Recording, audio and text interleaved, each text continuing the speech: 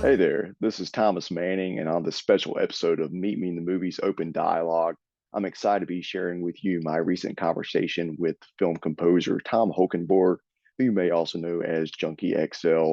A lot of this discussion focuses specifically on his work with George Miller on 3,000 Years of Longing, but we also look back at his career from the past 10 to 15 years or so and talk about some of the other phenomenal filmmakers he's worked with. I think Tom, whenever he works on a project, he leaves such an indelible mark with his music. And it was really a privilege to have this time to talk with him. I really appreciate you watching and listening, and I hope you enjoy. Awesome. So I read that the main melody for 3,000 Years of Longing took 2 years for you to create. So can you discuss that timeline a little bit? You know, you're welcome to go into as much detail as you'd like or discuss it very generally because I know that's a lot of ground for you to cover. But, I saw that note that it took 2 years to develop that, and I just wanted to give you a chance to speak on that a little bit. Yes, because George and I started talking about this movie as far back as 2018. And somewhere in 2019, he shared the script with me. I think it was around August or something. And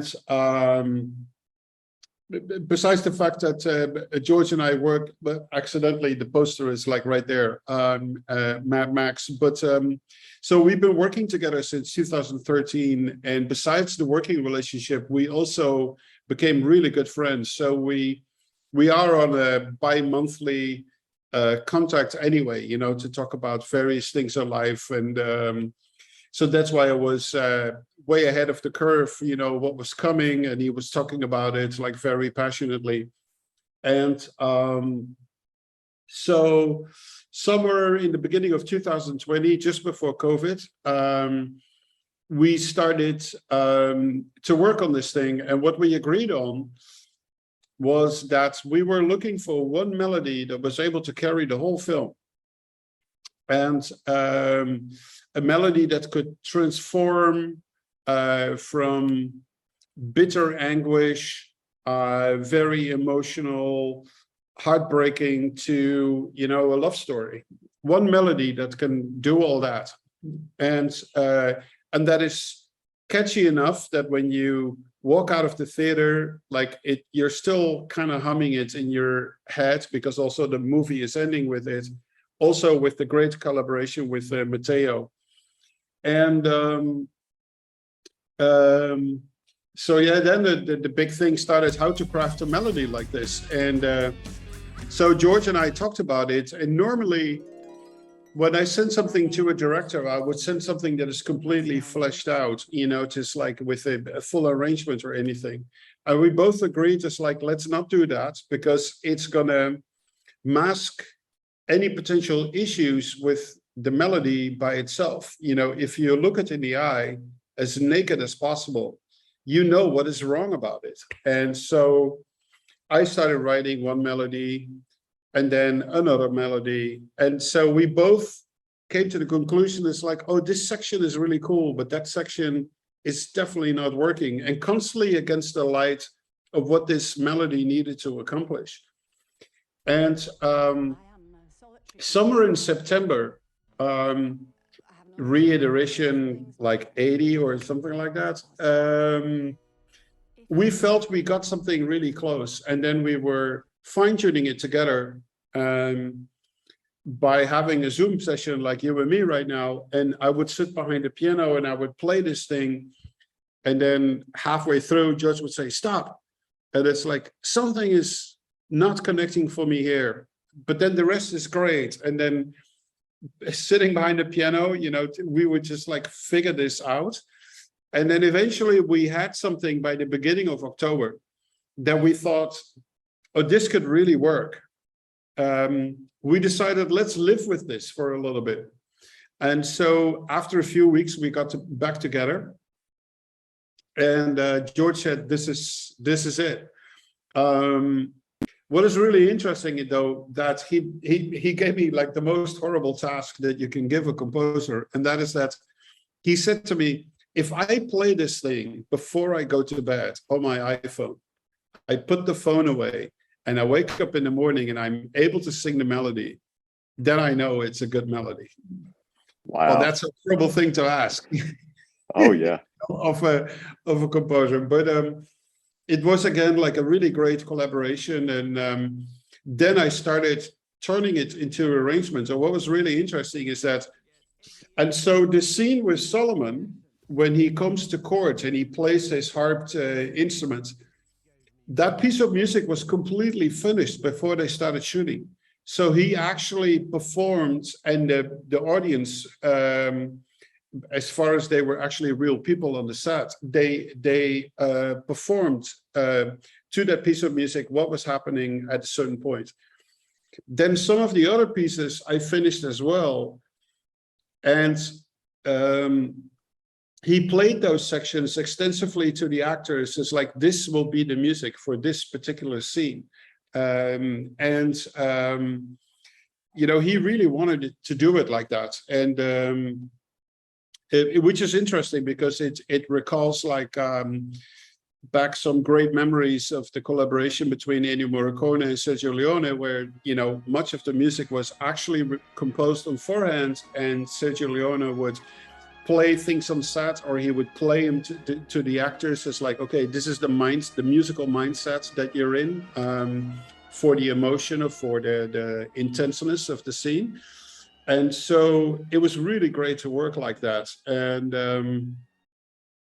And so we had like 4, 5, 6 moments in the film where that melody plays in various different arrangements, and the rest of the movie was basically filled with, you know, some light percussion, some light sound design, but even the sound design was derived from the main melody played on a duduk and a viola and a violin. And it was a very interesting process, but working with George is always intense and it always takes time. And I love that because not only do you grow as in a working relationship, but you also grow as friends, and you develop like so much respect for each other. And this again was like one of those incredible experiences. And now we're working on Furiosa, which is the prequel to Mad Max, and it goes through the same process again. Yeah, and obviously, Fury Road compared to 3,000 Years of Longing, those are two very different films when you look at them from the outside. But can you maybe compare those experiences and, you know, collaborating with George on those projects, and, you know, comparisons, and then, you know, similarities and differences between your experience there? Well, in Outset, it's they're very different movies, right? Like what meets the eye, you know, when you sit in the theater. But I wouldn't say that Mad Max has like is like a love story in the common sense of the word, but it is the love of Furiosa for the place where she grew up, you know, the green place, and to look for that. Alethea, the scholar in this movie, has also been looking for that. You know, it's not like an action sequence to the green place and then find out it doesn't exist and then come back. But both female characters are clearly looking for something that that they want. And what is interesting, because Alethea in 3,000 Years, you know, she's a scholar in mystery and storytelling. And so it's interesting that, or mythology, I should say. And it's interesting that she listens to all these stories of the jinn about love, as if she hears it for the first time, you know, herself. And then her first wish is, I want you to fall in love with me, which is like a really interesting twist in the 3,000 Years of Longing movie. Obviously, there is no action sequences in the 3,000 Years of Longing. I mean, yes, there's some flashbacks, but when the meat of the film is about like what is love, what is the definition of love, but to a certain extent also heroism to give up what you want so badly if you see that the other person is suffering, and she does that. And so for me, that is like a similar heroic act as what Furiosa makes in Mad Max, where there's a clear goal to go somewhere, but they're going to lose people along the way, and the heroism that comes with that, to see it all the way through to the end and eventually see Immortan die. There's similarities. George has always said to me, I make all these different movies, but they're all the same, and for him, Pick of the City is like the same as Happy Feet. In a way, it's the same as Mad Max. In a way, it's the same as 3,000 Years of Longing. Like, we had some interesting discussions about that. Yeah. I love that. I love that quote from George there. That's wonderful. Well, thank you so much for joining us here on Meet Me the Movies, an open dialogue special. We are talking with Tom Holkenborg, aka Junkie XL, about his work on 3,000 Years of Longing. Thank you so much for watching and listening. We'll be right back. Won't you come and meet me at the movies? Won't you come and watch it? Hi, and welcome back into Meet Me in the Movies open dialogue special. We are chatting 3,000 Years of Longing with Tom Holkenborg, also known as Junkie XL, and also talking about his career in the film industry as an incredible composer and producer and musician. Thank you so much for watching and listening. Let's get right back to the conversation. Yeah. And I also want to give you the chance to talk about creating the song A Cautionary Tale, which you mentioned a little bit earlier with Bocelli.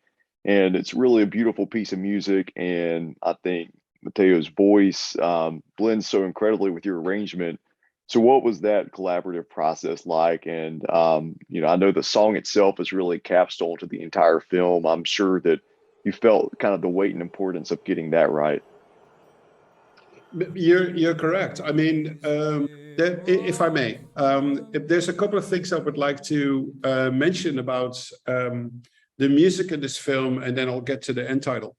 I said, if Solomon is to appear at Sheba's court, and he's going to play something that is going to be so enchanting that it's going to be almost impossible for Sheba to resist Solomon, we need to create an atmosphere in which we have to believe that Sheba actually listened to music for the very first time in her life.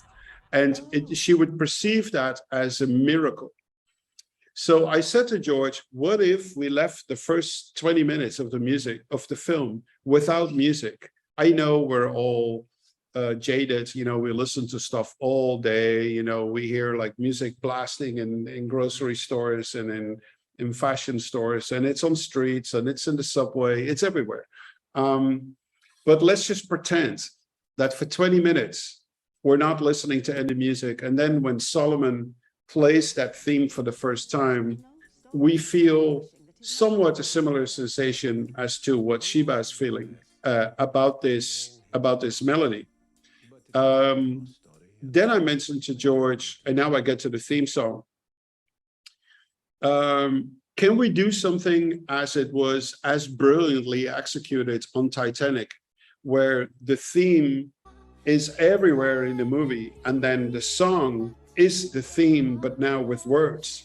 And he said, I think that's a great idea. He already was thinking about Matteo, because he's acting in the film, to sing this part. And so I really, from my point of view, at first, I attacked the arrangement that he was really singing the thematic melody as we hear it, through the film, and now with words.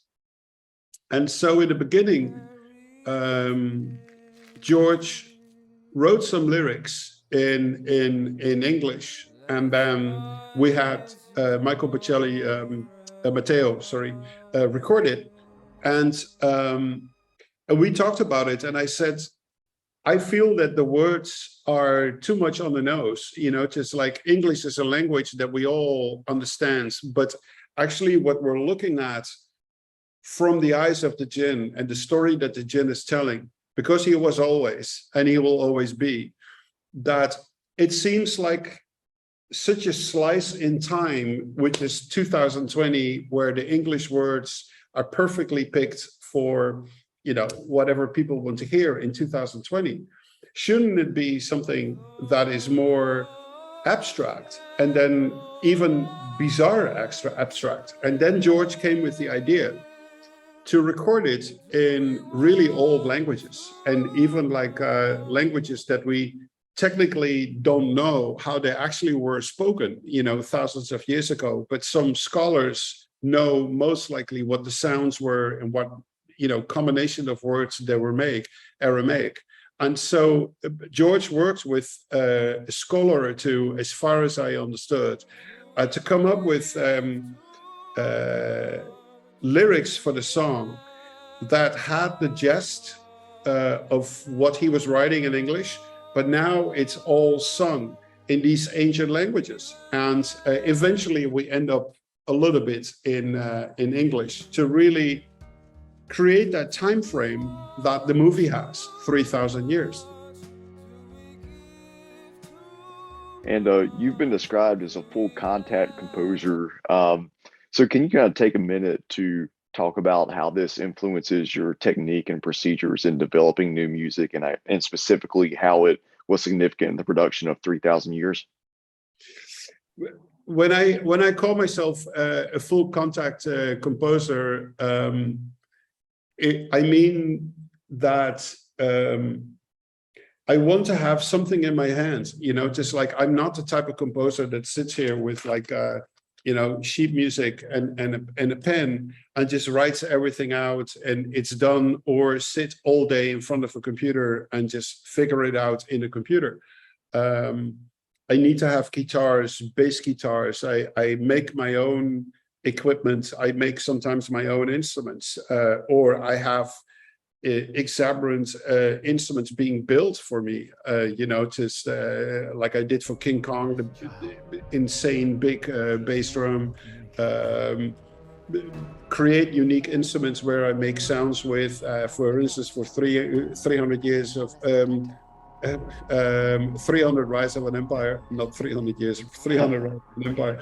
And so for every movie, I have like various different things that I uniquely do for that film. And in this case, I used a lot of like outboard boxes that I built myself to create sound design of the recorded themes. I played percussion myself. I played some bass sounds myself. There's a lot of it that is like physical contact with like a real instrument. I cannot emphasize enough that I don't want to get too scientific on you, but when you hold an instrument and when you hold a violin, for instance, things are resonating through your body because you're in contact with something that's really acoustic. And when you're sitting behind a computer, even if you play an acoustic piano that sounds absolutely amazing, you miss that contact with a real acoustic instrument, something that vibrates, that puts your body into motion. And it's incredible. With the most important instrument is the human voice. It's like it does so much for you. I mean, that's why they're Tibetan monks meditate while they're singing these multiple harmonic notes, just like it does something to your system. Not only does it make you write better music if you sing your piece of music, or you can play it on a violin, or you can play it on an acoustic guitar. It's an enormous piece of power that comes to your arsenal of tools to write great music. And that's why I call myself a full contact composer, because that is key to do all these things, like physically. Yeah, and I'm sure that connects some to your background as a classically trained musician. And from what I understand, that started out pretty young. Can you maybe share a little bit about how your childhood learning to play classical instruments at a young age. Did that at all influence your approach to the score on 3,000 Years? Well, I've been lucky to come from a musical family. My dad was like a non-trained musician, and he played the harmonica. He would take me to a film, come back, grab his harmonica, and then play the main theme. He just remembered it, and he knows immediately how to play it. My mom could not improvise at all. She was really like a scholar. She studied like violin, she studied piano, she gave lessons. So I had a bit of both. And I started playing instruments since I was 4.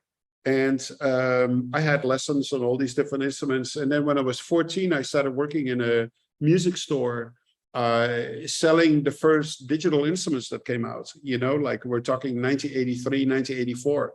And that became part now of my arsenal as well. And I started developing it. And at a certain point, I started studying music more.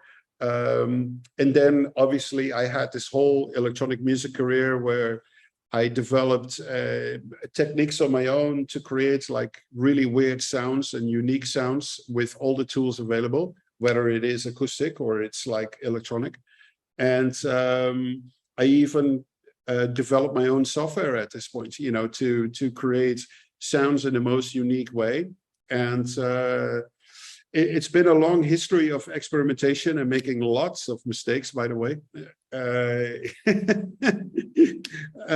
like we all do.